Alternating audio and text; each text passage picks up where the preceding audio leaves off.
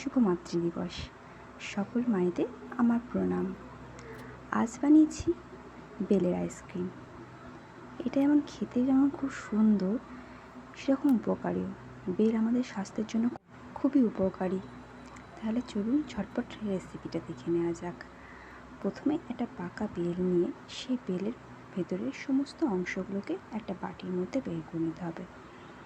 বেশি বড় জায়গা নেওয়া দরকার নেই, ছোটো একটা বাটির মধ্যে বের করে নেবেন এবং সমস্ত অংশ ভেতরে পাল্পগুলো বের করার পরে সেখানে অল্প করে জল দেবে। বেশি জল এখানে ইউজ করবো না, তাহলে পাল্পটা পাতলা হয়ে যাবে, তাহলে আইসক্রিমটাও খুবই ক্রিস্টাল টাইপের হয়ে যাবে, ক্রিমিনেস থাকবে না। সেই জন্য আমরা অল্প জল দিয়ে সমস্ত বীজগুলো আমরা বের করে একটা অন্য জায়গায় ফেলে দেবো, বা আবার আমরা শরবতের জন্য ইউজ করতে পারি। এবার আমরা পাত্রের মধ্যে দুধ নিয়ে নেব।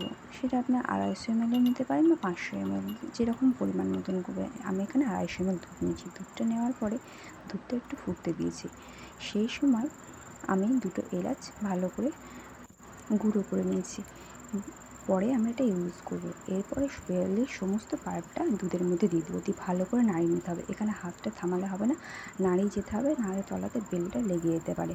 এরপর 2-5 মিনিট নাড়িয়ে নেওয়ার পরে এখানে পরিমাণ মতন চিনি দেবো। আপনার যেরকম মিষ্টি পছন্দ করেন সেরকম মিষ্টি দেবেন। এখানে পরিমাণ মতন চিনি দিয়ে আবার নাড়িয়ে যেতে হবে সমস্তটা ভালো করে। এভাবে যখন নাড়িয়ে নাড়াতে দেখবেন পরিমাণটা কিছুটা কমে গেছে, তখন ভাববেন হয়ে গেছে। সেই সময় এখানে এলাচের যে পাউডারটা তৈরি করলাম, সেই পাউডারটা এখানে দিয়ে দিতে হবে, দিয়ে ভালো করে আবার নাড়িয়ে চাড়িয়ে নিতে হবে যতক্ষণ না এই লিকুইডটা গাঢ় হয়ে যাচ্ছে। ভালো করে দেখছেন ফুটছে, দেখতে কত সুন্দর লাগছে। কালারটা original orange colour, orange ice cream এটা বলতে পারেন। এরপরে এটা নামিয়ে নিতে হবে। নামিয়ে নেওয়ার পর কিছুক্ষণ ঠান্ডা হতে দেবেন। ঠান্ডা হওয়ার পরে যে কোনো পাত্রে, আমি এখানে কাপও নিয়েছি, কাগজের কাপও নিয়েছি, আমি মাটির কাপও নিয়েছি ছোটো ছোটো, আবার বাটিও নিয়েছি। বিভিন্ন জায়গায় আমি এখানে ঢেলে নিচ্ছি আস্তে আস্তে। প্রথমে চামচের সাহায্যে এটা ঢাললাম।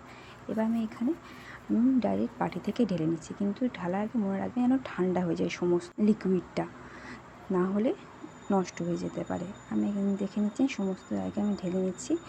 আমি এখানে কিন্তু বাটার পেপার ইউজ করবো না, আমি প্লাস্টিক যেগুলো আছে সেগুলোকে আমি গার্ডার দিয়ে এখানে ফোল্ড করে মুড়ে নেব। এটা হচ্ছে ঘরোয়া একটা উপায়, কারণ বাটার পেপার আমি এখানে কিনি। এখানে প্লাস্টিক আমার যেহেতু খাবারের সঙ্গে লেগেও থাকছে না, ওই জন্য আমি ওর সাহায্যে আমি মুড়ে নেব। এখানে দেখতে পাচ্ছি আমি এটা কাঁচের বাটির মধ্যেও নিয়েছি। আমি এখানে ট্রাই করছি, দেখবো কীরকম পুডিংয়ের মতন দেখতে লাগবে কিনা। আমার এটা খুব দেখার শখ, সেই জন্য আমি একটা বাটিতেও নিয়ে নিয়েছি। এভাবে সমস্তটা নেওয়ার পরে ফ্রিজের মধ্যে দিয়ে দিতে হবে সেট করতে 5 থেকে 6 ঘন্টা মতন। তারপরে বের করে খেতে হবে।